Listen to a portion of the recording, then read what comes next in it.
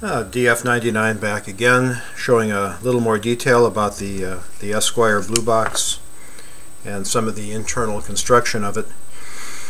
You can see here on the keypad, instead of using the built-in buttons that would normally be soldered onto the button pads directly on the keyboard here, what I've done is I've cut off part of this and wired the decoding resistors directly to the back of the buttons here. And the way the little 8-pin dip pick that generates the tones and does the logic for the box works, it uses a single pin to decode all of the buttons.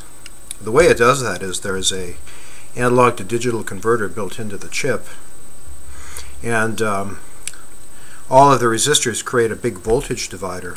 So whenever you press one of the buttons, it presents a specific voltage range to the microcontroller, which then decodes that range and associates that with one of the buttons that you pressed and then does all the logic. So you can see where I've cut that down on the inside, and I've got the two button cells hot melt glued to the side that provide the 6 volts necessary to power it. You can see the speaker that's hot melt glued to the bottom of the box. The microcontroller is here, and that's socketed so I can pull it out for reprogramming.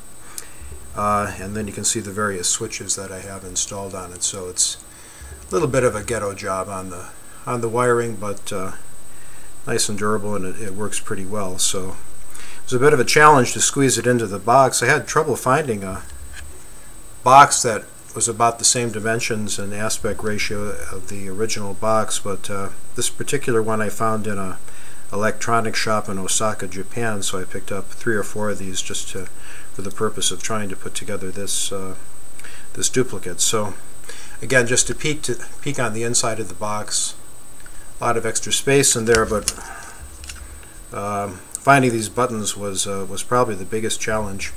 And they did have the blue ones available, which I thought was kind of a nice touch, a little bit of a variation off the original. So again, just to peek on the inside of the circuitry that makes the blue box possible.